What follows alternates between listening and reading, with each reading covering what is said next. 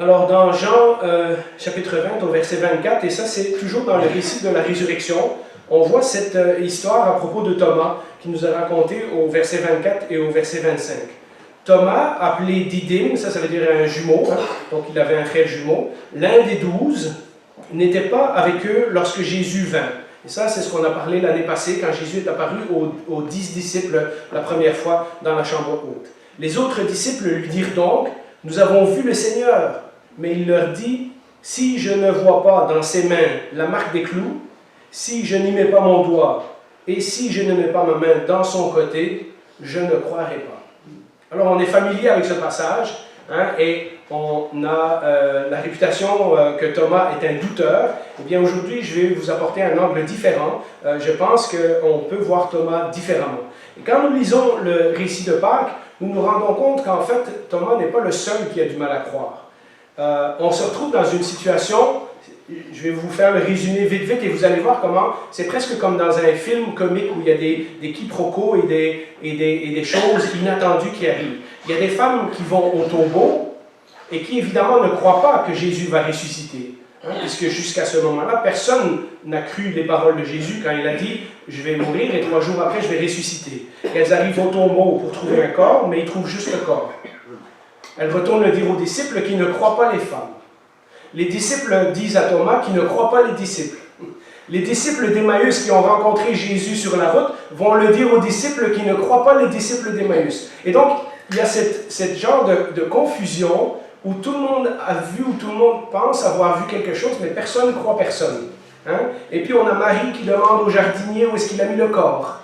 Et on a tous ces différents épisodes qui se trouvent dans la même histoire. Mes amis, si j'avais voulu inventer une histoire sur la résurrection et fonder une nouvelle religion, eh bien, j'aurais fait beaucoup plus simple. J'aurais dit, 3 jours après, Jésus est apparu à plein de monde, tout le monde l'a vu vivant, fin de l'histoire. Hein? Et or, ce qu'on voit dans les récits, dans les 4 récits de la résurrection, c'est qu'il y a beaucoup de confusion parmi les disciples de Jésus, parmi les gens qui suivaient Jésus, parce qu'en fait, jusqu'à présent, il n'y en a aucun qui peut imaginer que lorsque Jésus parlait de ressusciter après 3 jours, c'est de ça qu'il parlait. Ils n'ont jamais vu ça avant. Il y a eu quelques personnes qui sont mortes et qui sont ressuscitées, on dirait, dans les prochaines heures, etc. La semaine prochaine ou dans 2 semaines, on va parler de la résurrection de Lazare. Donc les gens avaient vu certains miracles, mais pas quelqu'un qui est mort, qui est 3 jours au tombeau et qui ressuscite après. Et donc, il y a tout ça qui arrive aux alentours de Pâques. Et donc, j'aimerais qu'on réfléchisse que Thomas n'est peut-être pas le seul douteur, n'est pas le seul qui a du mal à croire dans cette histoire-là. En fait, Thomas n'est qu'une réaction parmi plusieurs autres. Alors, qui était ce fameux apôtre Thomas? Eh bien, on l'a lu dans le texte, hein, c'est un des 12. Hein. Les 12, c'était les 12 dans les disciples que Jésus avait. Il en avait choisi 12 en particulier pour être ses ambassadeurs lorsque lui ne serait plus sur la terre et pour écrire et prononcer sa parole. Et donc, ils avaient eu l'autorité même de Jésus pour faire ces choses-là. Et Thomas est un de ces 12-là. Donc, lorsqu'on va vite à la conclusion de dire « Ah, Thomas le douteur », il faut se rappeler que Jésus l'a choisi. Que Jésus l'a choisi pour faire partie de ce groupe spécial de 12 qui étaient témoins de Jésus depuis son baptême jusqu'à sa résurrection. C'est aussi, on n'entend pas autant parler de Pierre, Jacques et Jean, puisque ça, c'est les 3 qui reviennent souvent, mais Thomas est quand même parmi ceux que Jésus a envoyés avec le pouvoir de guérir des maladies et de chasser des démons. Hein, on a lu plusieurs de ces récits au travers de notre série sur les évangiles. Thomas était aussi sur le bateau lorsque Pierre a marché sur l'eau. Il était sur le bateau lorsque Jésus a calmé les tempêtes. Et puis Thomas a eu aussi les mains pleines de pain et de poissons qui apparaissaient miraculeusement au contact de Jésus, et il a vécu ces événements-là. Il a distribué, il a nourri à 2 reprises une foule de 5000 et une foule de 4000. On en a aussi parlé en abondance. Il a entendu tous les enseignements de Jésus. Il était là à tous les moments importants, y compris à Césarée de Philippe, lorsque Jésus a commencé à leur annoncer qu'il s'en allait mourir. et que Pierre a dit non Seigneur tu n'iras pas, que Jésus a promis de bâtir son église sur les portes du séjour des morts et toutes ces choses-là. Thomas a été au courant de toutes ces choses-là. Il a tout vu, il a tout entendu, il était avec Jésus tout le temps. Il était là quand Lazare est sorti de la tombe. Donc il a vu la résurrection de Lazare. Et il était un de ceux, comme Pierre, qui était prêt à donner sa vie pour suivre Jésus. En fait, lorsqu'on lit l'évangile de Jean, c'est le premier qui est prêt à mourir pour Jésus. Nous lisons, et ça on en reparlera de nouveau lorsqu'on va parler de la résurrection de Lazare, puisque c'est dans le même chapitre, dans Jean chapitre 11, lorsque Jésus a guéri Lazare, les gens veulent le tuer. Les pharisiens ont décidé de mettre Jésus à mort, il représente une trop grosse menace. Et donc ils ont dû partir de là, et ils sont maintenant dans une autre région. Et dans Jean chapitre 11, lorsque Jésus dit « on va retourner pour voir Lazare », les autres lui disent ben, « tu ne peux pas aller à Jérusalem, tu vas mourir ». Et c'est là que Thomas lui dit ceci. Là-dessus, Thomas, appelé Didyme, dit aux autres disciples « allons-y nous aussi, afin de mourir avec lui ».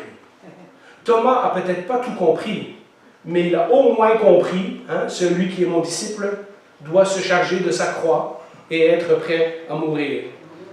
Bien sûr, si Jésus retourne à Jérusalem, il risque de se faire arrêter et de se faire mettre à mort. Et Thomas, ni aucun des autres disciples, ne va mourir de la même façon que Jésus va mourir, puisque la Bible nous dit que Jésus est mort pour nos péchés, et on sait que les apôtres sont morts, mais ils ne sont pas morts pour nos péchés, seulement Jésus a fait ça. Thomas donc ne va pas subir la même mort que Jésus, mais il est au moins prêt à donner sa vie pour Jésus. Donc tout à coup, vous voyez qu'on n'a plus tout à fait l'image qu'on a, l'image populaire de Thomas le douteur. En fait, c'est un gars extrêmement loyal. C'est un gars qui est prêt à suivre Jésus, à porter sa croix et à mourir pour lui. Cet enseignement, on le trouve dans Marc 8, 34, quand Jésus avait dit à la foule, puis il appelle à la foule avec ses disciples, ou la foule de ses disciples, comme je vous avais expliqué à cette occasion, et il leur dit, si quelqu'un veut être mon disciple, qu'il renonce à lui-même, qu'il se charge de sa croix et qu'il me suive. Et on avait dit à cette occasion-là que se charger de sa croix, dans le langage de Jésus, c'est pas simplement dire qu'on va vivre des épreuves, c'est littéralement, dans le temps des Romains, quand on dit porter sa croix, on parle d'exécution. Hein? Donc Jésus est en train de prévenir ses disciples qu'il y a une chance qu'ils meurent littéralement s'ils décident de suivre Jésus. Et en fait, ce qu'on voit, c'est que Thomas n'a pas peur de mourir avec Jésus. Thomas est profondément loyal. Mais notre première impression, parce qu'on a lu le récit des évangélistes et que partout, dans les articles, dans l'Internet, etc., on appelle ça Thomas le douteur. Je me demande même s'il n'y a pas une légende dans l'Église catholique qui dit que Thomas est le saint de ceux qui doutent ou quelque chose comme ça. Donc, vous voyez, dans l'imaginaire populaire, on a développé cette idée que Thomas est un douteur parce qu'on voit dans le texte qu'on a lu tantôt, les évangélistes soulignent que Thomas était sceptique, hein, que Thomas voulait des preuves. Et on a l'impression à ce moment-là qu'il doute, et donc il est, un doute veut dire pas spirituel, donc veut dire pas un bon chrétien, pas un bon disciple. Et on fait cet amalgame, et je vais vous montrer que c'est pas comme ça que Thomas nous apparaît dans le Nouveau Testament. En fait, c'est un brave disciple de Jésus qui est prêt à tout pour le suivre, y compris à donner sa vie. Seulement, il a besoin de comprendre. Je pense que Thomas n'est pas un douteur, mais que Thomas est un logique. Thomas, il a besoin de comprendre, il a besoin qu'on lui explique. Et on va le voir au fur et à mesure de l'histoire. Il y a un événement qui se passe dans la chambre haute. Donc c'est toujours aux alentours de la mort et de la résurrection de Jésus, toujours dans le récit de ces derniers jours de Jésus. Quand Judas a quitté le repas dans la chambre haute, puisqu'à un moment donné, Jésus lui dit « ce que tu as à faire, va le faire », et les disciples pensent qu'il s'en va acheter d'autres pains ou d'autres nourritures pour le repas. Quand Judas est parti, Thomas est encore là. Thomas n'a pas dit « oh, ben, c'est fini, Jésus s'en va mourir, on l'abandonne, etc. » Et quand Jésus explique clairement aux 11 que dans quelques heures, il va être livré, il va être trahi et il va mourir, Thomas reste là. Et quand Jésus lui dit « je vais bientôt partir vers mon Père », Thomas de nouveau pose cette question. Et de nouveau, on voit que ce n'est pas un doute, mais il a besoin de comprendre. Hein? Thomas lui dit, dans Jean 4, 14, 5, Thomas lui dit, « Seigneur, nous ne savons pas où tu vas, comment pouvons-nous en savoir le chemin ?» Et c'est à ce moment-là que Jésus lui répond la fameuse phrase, « Je suis le chemin, la vérité, la vie, etc. » Et on en a parlé dans un autre message. Et ce que Jésus est en train d'expliquer, c'est que le chemin pour aller à Dieu, ça ne passe pas par une religion ou même par la religion juive, etc. Ça passe par le sacrifice de Jésus. Jésus dit, la seule façon dont tu vas approcher du Père, c'est en passant par moi, en croyant en moi. Et ce que nous voyons, c'est un Thomas qui est prêt à le suivre, et à le suivre jusqu'au bout, mais il a juste besoin de savoir. Il a besoin de comprendre.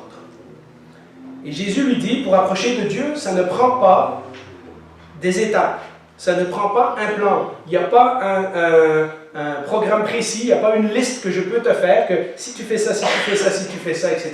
Il dit, tu dois me suivre moi. Et vous voyez la différence.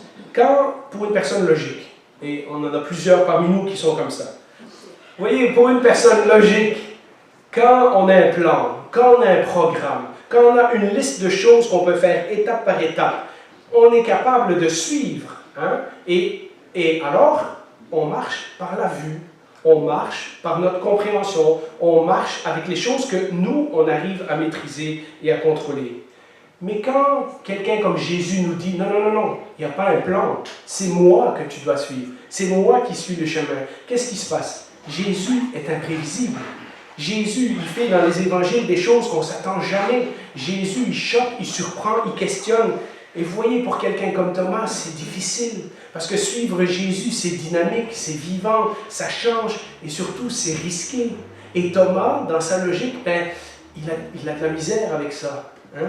Et il a besoin de faire confiance à Jésus, comme dit la parole de Dieu, de marcher par la foi, comme dit la Bible. Et lui, il a un peu de misère, parce qu'il a l'habitude de marcher avec une certaine logique. Alors regardons l'absence de Thomas, parce que je pense que son absence aussi peut être expliquée de cette façon-là. Dans cette même pièce, dans cette chambre haute où avant la crucifixion de Jésus, Thomas est réuni avec les autres, eh bien on se rend compte, quelques semaines plus tard, quand Jésus est ressuscité, quelques jours plus tard, pardon, que dans cette même pièce, Jésus apparaît aux disciples, aux 10, mais Thomas n'est pas là. Hein, vous connaissez cette histoire, hein? On apprend que Thomas n'était pas là. Et bon, on a supposé que c'était peut-être par découragement, peut-être que aussi d'être dans la même pièce où il a mangé le dernier repas avec Jésus, c'est trop douloureux. Moi, je pense que tout simplement, Thomas, en logique qu'il est, ben, il ne voit plus la nécessité. Jésus est mort, ça ne sert plus à rien qu'on reste ensemble. Hein? Tous nos plans se sont écroulés. On pensait que, un peu comme les disciples d'Emmaüs, on pensait que c'est lui qui libérerait Israël, mais maintenant, ça sert à quoi? Autant retourner, faire nos affaires, etc. Et donc, on voit un Thomas qui n'est pas là, et c'est pas, je pense que la vraie raison, c'est parce que dans sa logique, ben voilà, Jésus est mort, il n'y a plus rien à faire. C'était un autre de ces mouvements qui s'est développé et qui, à un moment donné, on s'est rendu compte qu'on s'est trompé. Finalement, Jésus n'était pas le Messie. Les autres, Thomas n'a pas envie d'être avec les autres, mais les autres ont certainement envie d'être avec Thomas. Puisque nous avons lu dans le texte qu'ils ont été voir Thomas, ils ont été lui dire « Hey, on a vu Jésus hein? ». Donc, pensez-y, hein? Pendant la semaine, les disciples cherchent où Thomas est, et ils vont le voir, et ils essayent de le convaincre que Jésus est ressuscité. Les autres ont vécu une bonne nouvelle incroyable, ils ont vu, et ils veulent partager avec Thomas. C'est d'ailleurs, et ce n'est pas le point central du message, mais c'est quelque chose qui me tient vraiment beaucoup à cœur et je voulais vraiment faire une petite pause pour vous parler de ça. Vous savez, on a des frères et sœurs qui vivent des moments comme ça, où leur foi s'est à toute fin pratique écroulée. Hein, ils nous avaient suivis, ils se sont fait baptiser, ils sont venus à l'église et tout, et puis à un moment donné, boum, ils ne sont plus là. Ou ils sont là, mais on voit qu'ils ne vont pas bien. Et ce qu'on voit dans la leçon des disciples, c'est qu'ils n'ont pas dit « Ah, Thomas n'était pas là, tant pis pour lui ». Qu'est-ce qu'ils ont fait? Ils essayent de convaincre Thomas, ils essayent de le ramener. Eh bien, on a des frères et sœurs, et on en a plusieurs dans cette église, et le Seigneur nous en a amenés au travers des années, qui vivent des moments difficiles, où leur foi s'est complètement écroulée. Eux, ils ne sont plus capables d'avancer. Mais nous, les 10 qui restent, on va leur annoncer la bonne nouvelle. On prie pour eux, on les encourage, on continue de partager la parole, on continue de les inclure dans nos activités, on continue de vouloir les ramener à l'Église, etc. Ces gens-là, lorsqu'ils passent par des moments difficiles, ce qu'ils ont besoin, ce n'est pas de notre critique, c'est de notre présence, c'est de nos encouragements. Et je prie, je vois que plusieurs personnes ont ce ministère et ont ça à cœur dans l'Église, et moi aussi, nous avons des chrétiens qui sont, comme je les appelle, des chrétiens en reconstruction. Et nous avons besoin de les accompagner. Nous avons besoin de faire pour eux et avec eux pendant un temps, jusqu'à ce qu'ils soient guéris, jusqu'à ce qu'ils soient rétablis, jusqu'à ce que le Seigneur les remonte à la surface. Nous avons besoin de marcher avec eux. Nous avons besoin de porter leurs difficultés. Nous avons besoin de croire à ce qu'eux ne sont plus capables de croire. Et je vous assure que ça fait une différence à long terme. Parce qu'il y a plein de gens qui m'ont dit avec les années, tu sais, mon beau-frère, ma soeur, mon ami continuait à me parler du Seigneur. Et je ne voulais plus, etc. Puis avec le temps, ça me trottait quand même dans la tête. Et puis un jour, ils reviennent à l'église. Et un jour, ils se retrouvent avec des frères et sœurs. Et un jour, l'Esprit de Dieu les ranime. Et leur vie spirituelle prend vie de nouveau. Alors n'abandonnons pas, si vous savez qu'autour de vous, il y a des chrétiens qui venaient ici, puis qui ne viennent plus, puis vous savez qu'ils ne vont pas nulle part à l'église, ou qui vous ont partagé leurs soucis. On n'a pas toujours besoin des réponses. Eux, ils cherchent une explication peut-être logique, comme Thomas. Il n'y en aura peut-être pas. À un moment donné, il faut juste les encourager, les appuyer, marcher avec eux, jusqu'à ce qu'ils soient capables de marcher tout seuls de nouveau. Et nous voyons que c'est exactement ce que les disciples ont fait. Parce que regardez ce que nous dit la suite du texte. 8 jours après, les disciples de Jésus étaient de nouveau dans la maison et Thomas se trouvait avec eux. Moi, je pense qu'il se trouvait avec eux parce que pendant la semaine, ils ont été le chercher. Et ils lui ont dit, et ça l'a trotté dans la tête et il a dit, bon, ben, la semaine prochaine, je vais être avec eux. Hein? Jésus vint alors que les portes étaient fermées, se tint au milieu d'eux et dit, que la paix soit avec vous. Et là, rappelez-vous, Thomas n'était pas là la dernière fois. Quand ils ont dit, hey, on a vu le Seigneur, et il leur a dit, non, si je ne mets pas mes doigts dans les traces, etc. Donc Thomas n'a pas vu Jésus. Et là, Jésus va lui dire exactement ce que Thomas a demandé une semaine auparavant. Hein? Puis il dit à Thomas, avance ton doigt ici et regarde mes mains. Avance aussi ta main et mets-la dans mon côté. Ne sois pas incrédule, mais crois. Et Thomas lui répondit, mon Seigneur et mon Dieu. Une semaine après, ils sont tous ensemble. Thomas, cette fois, il est là. Il a peut-être eu, je ne sais pas à quel moment les disciples l'ont vu, mais il a peut-être eu la semaine au complet pour penser aux affirmations de ses amis, hein, et tout ce que Jésus a dit pendant 3 ans. Et tout à coup, on peut imaginer Thomas le logique, hein, qui travaille et qui se dit, ben oui, mais c'est vrai que Jésus avait dit quelque chose comme ça, puis peut-être qu'ils l'ont vraiment vu, ou en tout cas, je vais aller voir pour voir qu'est-ce qu'ils ont vu. Hein? Voilà, ça commence à le trotter dans la tête. Après que Jésus est mort, Thomas n'est pas dans la chambre haute, il ne veut plus être là. Et une semaine après, il est là de nouveau. Et donc, il y a quelque chose qui s'est passé pendant cette semaine. Notez que les disciples sont encore effrayés, tout comme la semaine précédente, puisque les portes sont verrouillées. Et Jésus passe à travers la porte. Donc, ils ont encore peur des Romains, ils ont encore peur de se faire arrêter, mais au moins, ils sont là. Et puis, Jésus qui répond directement à la question que Thomas avait posée alors que lui n'était même pas là. Tu voulais me toucher? Eh bien, vas-y maintenant, touche-moi, regarde. Hein? Et puis, Thomas qui doit être en train de se dire, mais comment il sait? Hein? Il n'a pas entendu quand j'étais là. Vous voyez comment une personne logique fonctionne. Comment Jésus a-t-il su ce que Thomas avait dit une semaine auparavant?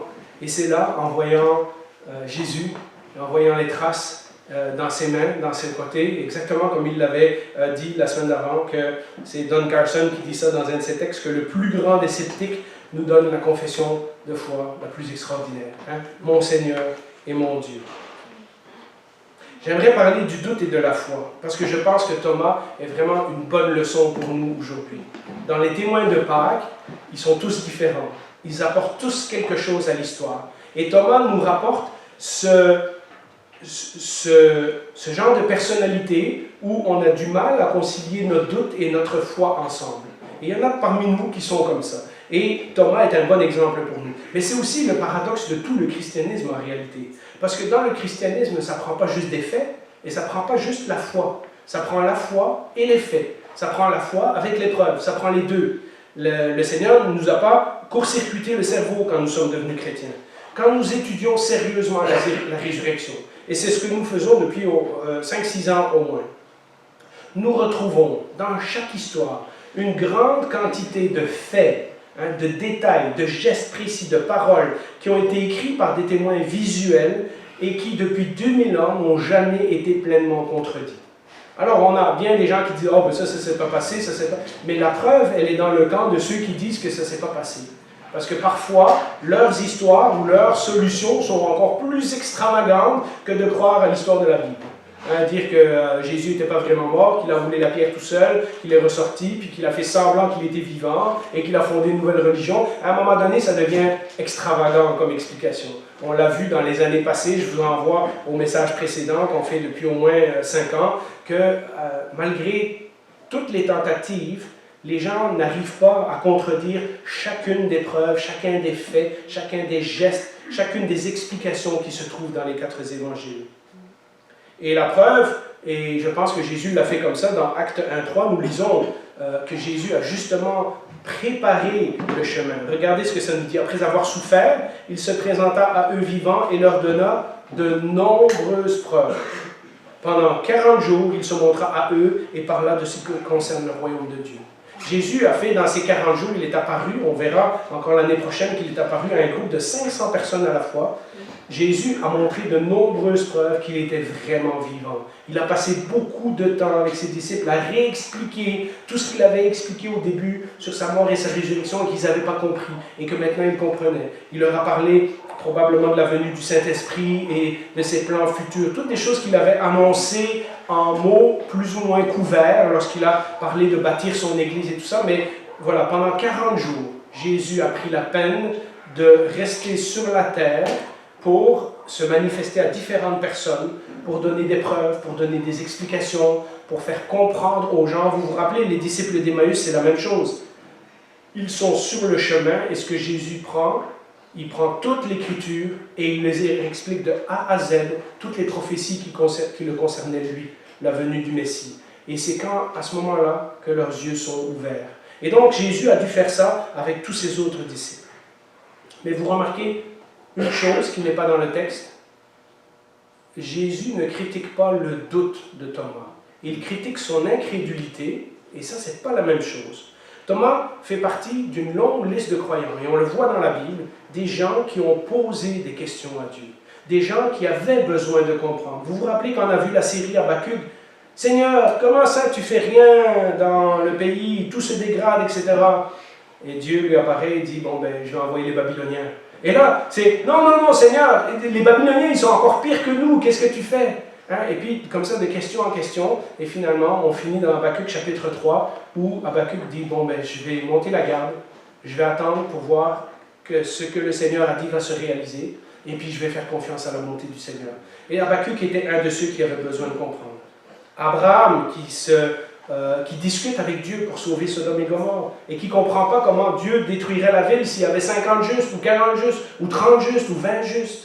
Et Dieu qui est patient et qui répond à ces questions. David a douté, Jérémie a douté dans ses prophéties. Jérémie, il ne veut pas être prophète, il ne veut pas vivre à son époque, il ne veut pas voir la destruction de Jérusalem que Dieu a annoncée. Marie a eu quelques doutes, l'apôtre Paul a eu des doutes. Et même si nous sommes disciples de Jésus depuis des années, nous avons encore des questions, si nous sommes honnêtes. Elles ne sont pas le signe que nous ne croyons pas, mais que nous ne comprenons pas. Vous voyez la différence entre le doute et l'incrédulité? Le doute, c'est d'avoir des questions. L'incrédulité, c'est de ne pas croire. Un peut conduire à l'autre, mais ce n'est pas automatique. Et cela implique une certaine reconnaissance de notre faiblesse. Quand nous disons « je n'ai pas tout compris », mais je suis Jésus quand même, nous marchons par la foi. Mais nous reconnaissons en même temps que notre intelligence ne peut pas tout saisir, que nous ne pouvons pas tout comprendre. Parce que si nous comprenions tout, ben, nous serons l'équivalent de Dieu. C'est pas compliqué. Dieu est bien plus grand que nous. Un autre qui a douté, c'est Job. Job qui ne comprend pas pourquoi Dieu permet ces choses-là d'arriver dans sa vie. Et lorsque Dieu lui apparaît et que lui dit « C'est toi qui m'as donné des conseils pour poser les fondations de la terre ?» et pour mettre les limites, et pour mettre les étoiles dans le ciel, et pour mettre les animaux. Et Job réalise qu'il a parlé de choses trop grandes pour lui pour comprendre. Et il dit, Seigneur, maintenant je vais me taire. Et vous voyez, et Job n'a pas la réponse, mais il a Dieu qui intervient de son côté, et ça lui suffit. Comme Thomas, Jésus nous invite à regarder l'épreuve, à écouter ses paroles, c'est ce que nous faisons depuis 2 ans dans les 4 évangiles, et puis d'aller là où la conclusion nous conduit, à une personne, à Jésus de Nazareth.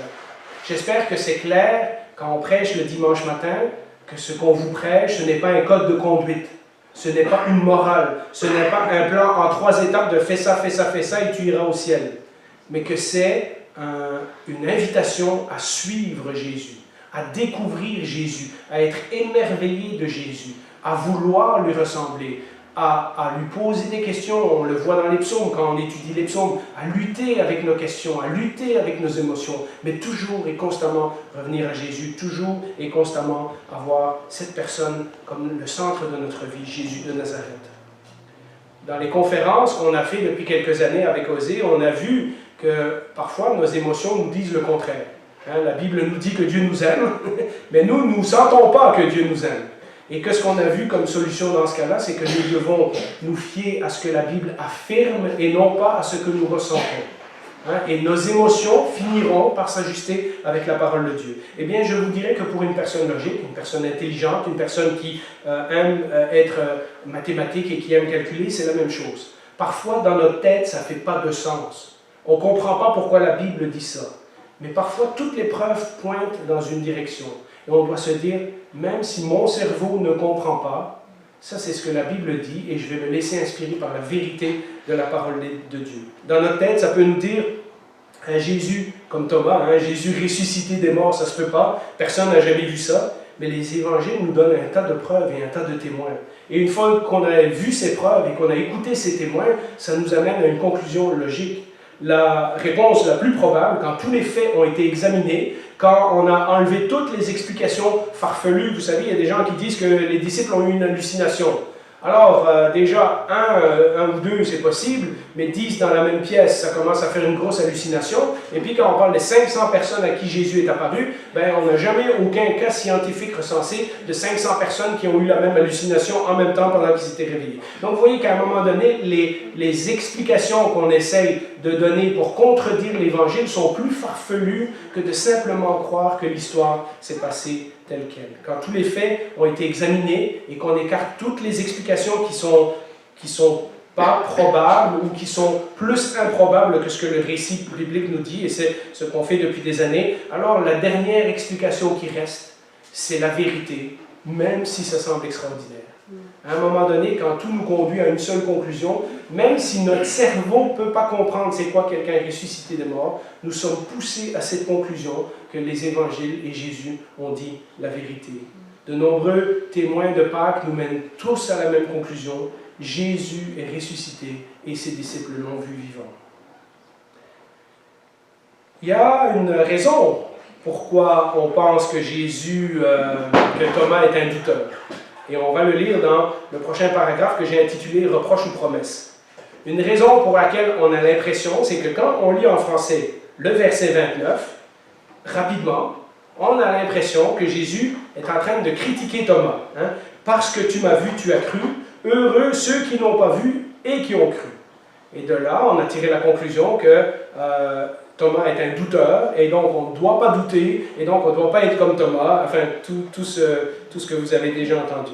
Nous pensons souvent que cette phrase est un reproche. Mais si on y réfléchit bien, Jésus a déjà reproché aux autres disciples à de nombreuses reprises leur incrédulité. Plusieurs fois, il leur a dit, si vous aviez de la foi comme un grain de moutarde, vous diriez à cette montagne. À plusieurs endroits, il leur a reproché de ne pas croire. Il leur a reproché leur incrédulité, pas leur doute. Remarquez la différence. Même Jean-Baptiste n'était pas certain qu'il avait bien compris la mission pour laquelle Jésus venait. Il a envoyé, alors qu'il était en prison, des disciples demandaient à Jésus aussi un message précédent, est-ce que finalement c'est toi le Messie ou pas? Et pourtant Jean-Baptiste avait eu cette prophétie à son sujet depuis qu'il était né, il avait été mis à part par Dieu, etc. Un homme comme Jean-Baptiste, que Jésus a dit c'est le plus grand des prophètes de l'Ancien Testament. Il y a un homme comme Jean-Baptiste a eu aussi une période où il n'était pas certain. Jésus fait quelques miracles, quelques guérisons à ce moment-là, et il dit aux disciples de Jean, retournez à Jean, et dites-lui, confirmez-lui que ce que vous avez vu correspond aux prophéties d'Ésaïe, etc. Mais ensuite, Jésus rajoute ce petit verset dans Matthieu 11, 6, « Heureux celui pour qui je ne représenterai pas un obstacle. » Et vous voyez, on a de nouveau ça. On a le doute qui peut devenir un obstacle, mais qui n'est pas automatiquement la même chose que l'incrédulité. L'incrédulité, c'est manquer de foi, c'est ne pas faire confiance, c'est de ne pas croire. Le doute, c'est de se poser des questions. Et je pense qu'il y a une claire différence dans la Bible. De plus, quand on y pense, vous voyez le verset au tableau devant vous. Quand on y pense, tous les autres 10 disciples ont vu et ont cru. Puisque, dans le fond, avant que Jésus ressuscite, ils n'ont plus pas cru. Et pourtant, dans un autre texte, ça dit que Jésus leur a reproché qu'ils n'avaient pas cru, et cette fois-ci, ils croient. Mais c'était nécessaire, parce qu'il fallait qu'il y ait des témoins visuels de la résurrection pour pouvoir nous la raconter. Et donc, ce n'est pas « les autres ont cru sans me voir, et toi, tu as besoin de preuves ». Mais souvent, on lit ce verset-là comme ça. Or, ce n'est pas le cas. Le doute, ce n'est pas rejeter la foi. Le doute, c'est de ne pas comprendre. C'est hésiter, c'est être incertain. Jésus ne reproche jamais le doute, mais il met en garde contre l'incrédulité. Ou pour le dire autrement, le doute peut devenir un obstacle. Lorsqu'on reste coincé sur notre doute, ça peut devenir une excuse pour ne pas croire. Et ça, c'est ce que Jésus reproche, l'incrédulité. Une excuse pour ne pas croire. Le doute, ce n'est pas le contraire de la foi, mais ça peut le devenir. On a un autre disciple qui a douté de Jésus, qui a douté de sa mission, et qui a fini par le trahir, le rejeter, et puis qui s'est pendu. Et donc, vous voyez, dans ce cas-là, le doute de Judas sur la mission de Jésus, ou sur qui Jésus était, qu'est-ce que Jésus représentait, ça a fini par devenir de l'incrédulité. Judas s'est littéralement retourné contre celui qu'il avait promis de suivre. Mais vous savez, quand on lit cette phrase, « Heureux ceux qui n'ont pas vu et qui ont cru », c'est aussi une extraordinaire promesse pour nous. Parce qu'aucun de nous n'a vu, et aucun des chrétiens depuis 2000 ans, depuis le temps des disciples, n'a vu Jésus ressuscité. Et pourtant, nous avons cru. Toutes les preuves, tous les textes bibliques, les témoignages de nos amis, la vie de l'Église que nous avons assistée, nous ont poussés vers ce moment où nous avons dit « Jésus, je n'ai pas d'autre choix. Tout me pousse vers toi, tout m'oblige à devenir ton disciple. Il n'y a pas d'autre solution. Je comprends qu'il n'y a pas d'autre chemin que toi. » Nous croyons au témoignage de ceux qui nous ont précédés, et tout ça, ça remonte jusqu'au temps des apôtres. Mais depuis les apôtres, et depuis l'apôtre Paul, qui était le dernier à avoir vu Jésus, à part Jean dans l'Apocalypse, mais Jean avait déjà vu Jésus ressuscité avant, l'apôtre Paul est le dernier d'une chaîne de témoins qui après, quand le Nouveau Testament est fini, eh bien, nous avons tous fonctionné par la foi depuis ce temps-là. Et Jésus dit, oui, ça nécessite un effort supplémentaire de croire en moi sans me voir, mais ça vient aussi avec une bénédiction supplémentaire. Alors, je ne sais pas c'est quoi cette bénédiction. Je ne comprends pas tout à fait ce que le Seigneur veut dire, mais ce qu'il dit, c'est que nous sommes bénis de fonctionner de cette façon-là. Et ça m'amène à mon dernier paragraphe, qui est la véritable foi. Vous savez, il y a une autre chose, donc, on a parlé de la différence entre le doute et l'incrédulité, et je vous laisserai mes notes pour que vous puissiez réfléchir à tout ça encore. Une dernière chose qu'on apprend de Thomas, c'est la définition de la véritable foi. Qu'est-ce que ça signifie de croire vraiment? En premier, croire en Jésus, et on le dit dans nos cultes, et on le dit lorsqu'on fait de l'évangélisation, croire en Jésus, ça signifie d'abord croire à une vérité à propos de Jésus. Croire qu'il est le Fils de Dieu, croire qu'il est mort pour nos péchés, croire qu'il est ressuscité. Donc on croit à une doctrine, un corps de doctrine, un enseignement que les apôtres nous ont laissé. Et ça a pris plus de 3 ans aux disciples qui étaient 365 jours par année avec Jésus de comprendre ça. Donc ça peut nous prendre aussi du temps. Certains d'entre nous cheminent dans la vie chrétienne depuis longtemps, ils ne sont pas encore tout à fait là, mais c'est là que le Seigneur va vous amener. Et donc, croire que Dieu l'a ressuscité des morts. C'est ce que Paul nous dit dans Romains 19. Si tu reconnais publiquement de ta bouche que Jésus est le Seigneur, et si tu crois dans ton cœur que Dieu l'a ressuscité, tu seras sauvé. Donc, il y a cette partie de croire qui signifie croire à une doctrine, croire à des vérités qu'on nous a annoncées de la parole de Dieu. Mais dans la vie de Thomas, on voit la vraie définition de croire. Croire, ça va plus loin que juste croire à quelque chose. Jacques dit, les démons aussi croient que Jésus existe, mais pourtant ils tremblent. Et donc, il y a autre chose. Dans la vie de Thomas, on voit que croire, c'est aussi une allégeance. C'est aussi un engagement envers Jésus. En d'autres mots, on croit la vérité, mais on s'engage aussi à vivre selon cette vérité. Ça, c'est la grande différence entre Judas et Thomas. Ce n'était pas une question de preuve, mais c'était une question de choix. On a les preuves devant nous, on les regarde, un décide de donner toute sa vie à Jésus et un décide de trahir Jésus. Quand Thomas dit à Jésus, « Mon Seigneur et mon Dieu », c'est la seule fois dans les évangiles que quelqu'un appelle Jésus Dieu. Mais Thomas a compris que celui qui a le pouvoir sur la mort et sur la vie a aussi le droit de diriger sa vie. Et pour le reste de sa vie, il va vivre au service de celui en qui il a cru. Il y a longtemps, on avait fait un message sur les 12 apôtres et comment ils ont fini, d'après ce que l'histoire nous raconte. Et Thomas est mort en martyr pour le nom de Jésus.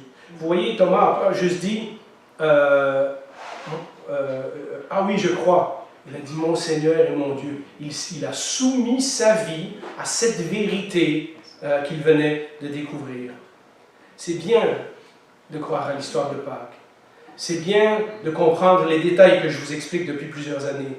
Mais ultimement, la véritable foi, c'est un engagement personnel envers Jésus. Et ma question pour vous ce matin, c'est est-ce que vous avez fait cet engagement? Est-ce que vous croyez pas seulement les vérités, oui, Jésus est ressuscité, mais que ça n'a aucun impact dans votre vie, mais est-ce que vous avez choisi de croire et de vivre selon ce que vous croyez? Avez-vous fait cet engagement? C'est la question que le Seigneur nous pose ce matin. Prions. Bien, Seigneur, nous te remercions pour la multiplicité des témoins que tu nous laisses dans ta parole. Et comment, dans plusieurs d'entre eux, nous nous reconnaissons. Et nous pouvons comprendre leur cheminement, nous pouvons nous identifier, nous pouvons voir comment tu as agi avec eux. Merci, Seigneur, de ne pas avoir critiqué Thomas. Merci de ne pas lui avoir dit non, pas question, tu dois croire sans voir, je ne te montrerai pas les marques. Au contraire, dans ta grande sagesse, tu as fait exactement ce que Thomas avait besoin pour être convaincu. Plusieurs d'entre nous avancent difficilement dans la foi parce que nous ne comprenons pas tout. Seigneur, que nous puissions, suite au message d'aujourd'hui, nous rendre compte que nos questions ont de la valeur à tes yeux, mais ce n'est pas garanti que tu vas les répondre. Ce que tu nous demandes, c'est de vivre là où la vérité nous a menés, de vivre en conséquence de ce que nous avons cru. Je prie que ce soit le cas pour chacun d'entre nous ce matin. Nous prions en ton nom et pour ta gloire. Amen.